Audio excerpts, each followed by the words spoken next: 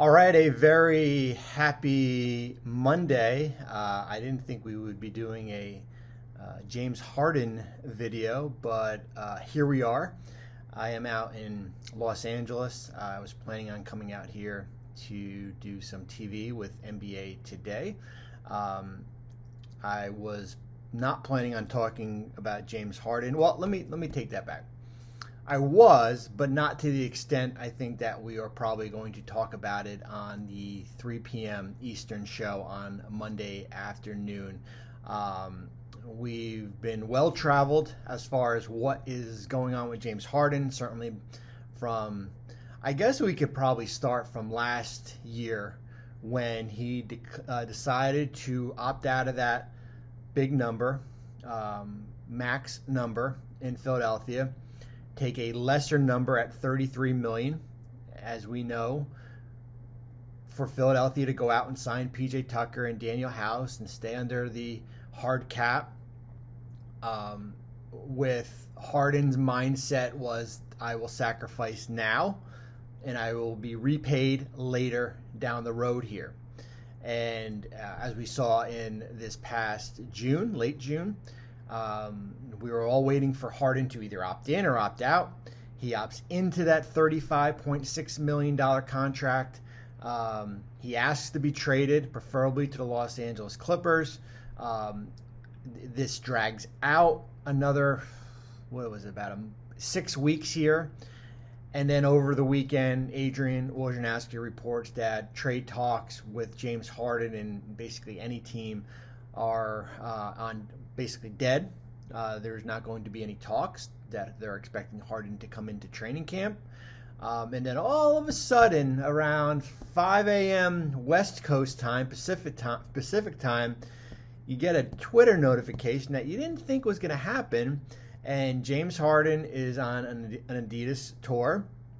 And he flat out, there's no sources. This is James Harden coming out, calling Daryl Morey, the Sixers president, head of basketball operations, a liar, and that he will never play. This is James Harden for Morey in Philadelphia. So where do we go from here? And I think it's easy to say, well, there's a lot to unpack here. Where do we go from here? Two things. I think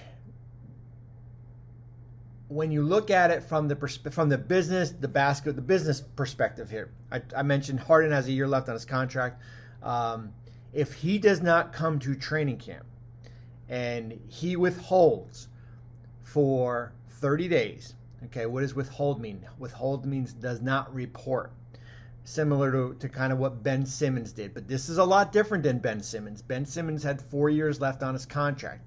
James Harden is in the last year of his contract. And why that matters is that there is a clause in the collective bargaining agreement. This is not new. This is not part of the new CBA. This is not the Ben Simmons rule. This was in it before Ben Simmons. This was in it before James Harden. But there is a clause in it called withholding services. And I will read it for you. I have it on Twitter if you want to learn more about it. A player who withholds playing services called for by a player contract for more than 30 days after the start of the last season covered by his player contract shall be deemed not to have completed his player contract by rendering the playing services called for thereunder. Accordingly, such player shall not be a veteran free agent. Here's why it's important.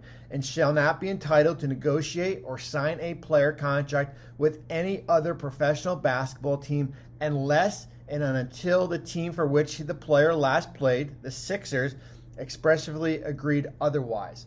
So in a nutshell, if James Harden withholds services and does not come to Philadelphia, he will not become a free agent next offseason unless the 76ers say so. And for James Harden, the goal is certainly for you to get traded and get traded where your bird rights are carry over to that new team, whether it be the Clippers or another team where that team has the ability to re-sign you and go over the salary cap. You could say, wait, man, Sixers have leverage here. They got James Harden over the barrel. This guy, he has no leverage at all. But what is the end game in Philadelphia? What is the end game for a Sixers team that has said that with James Harden on the roster, this is a championship team? Obviously, the offers for James Harden are not the wow, this is a former MVP, a guy that can give you a triple-double any night. The offers are basically, this is a guy on an expiring contract, and we're not sure we want to commit $35 to $40 million. Because if the offers were there, James Harden would be in a, let me say this, if the offers were to what the Sixers were liking, James Harden would not be in a Sixers uniform, and we would not be talking about that right now. So what is the end game for Philadelphia? You could say, you know what, we've got leverage on James Harden. You know what, don't come. But let's just say that James Harden withheld services. Let's go down this road, and I've never seen it happen to this extent where it can impact a player who could become a free agent. We saw it with Ben Simmons here a few years ago. But let's just say Harden withholds, he doesn't become a free agent. What benefit does that do to the Sixers? What benefit does that do to Philadelphia next offseason? Remember, they've already put rookie extension talks for Tyrese Maxey on hold because the goal is to build around Embiid and Maxey and use Maxey's low cap hold of $13 million and go into next offseason with, let's say, $70 million, and I'm going to get to that in a minute, with cap space to build around Joel Embiid. But how does it benefit Philadelphia when basically that Harden cap hold, although technically he wouldn't be a free agent, still counts against your books? That doesn't. So basically, the only way for you to get flexibility is by letting James Harden go, by basically renouncing him, by getting his wishes. Of course, he would not get his salary this year, but of course, by granting his wishes. So this is not a win-win for Philadelphia. This does not benefit Philadelphia. This does not benefit James Harden. So eventually, there's going to have to be a compromise. And what is that compromise?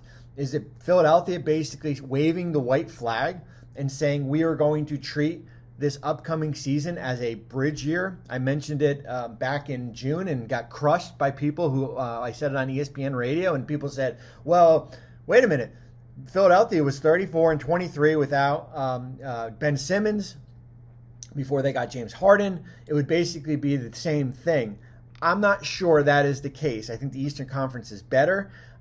What is Joel Embiid's mindset going into another training camp? 2 out of the last 3 years with chaos. This is more chaos than Ben Simmons. Ben Simmons did not flat out call his president and GM a liar. So it has to be a compromise. There has to be a meeting of the minds.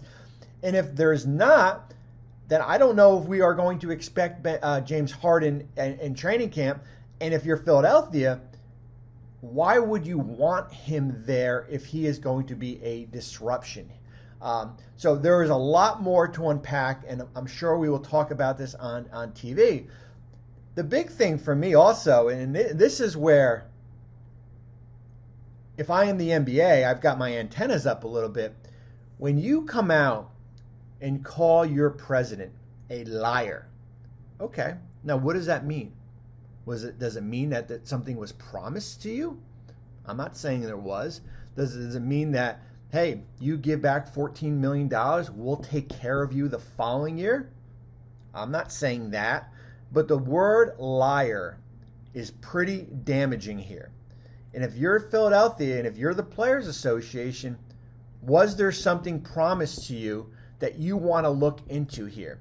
Because, as I've said, I've never come across a situation like this with James Harden, especially where we can connect the dots. We can connect the dots from last year when he gave back $14 million to go out and get those players, improve the roster, with the belief, maybe in his mindset, and I'm sure there's no Joe Smith contract, side contract waiting for James Harden here. If there was, then there'd be a lot of people not working in the NBA here. But that is the interesting part when you watch that video, that Daryl Morey is a liar from the words of mouth of James Harden. And that in itself, my friends, is damaging.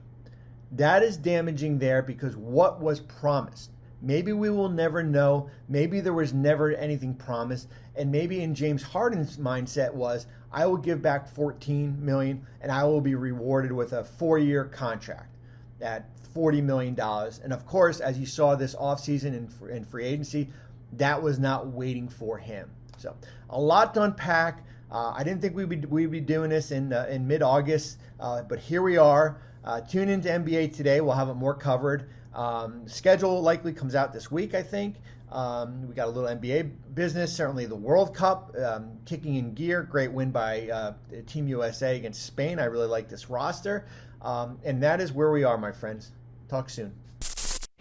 Thanks for watching ESPN on YouTube. For live streaming sports and premium content, subscribe to ESPN+.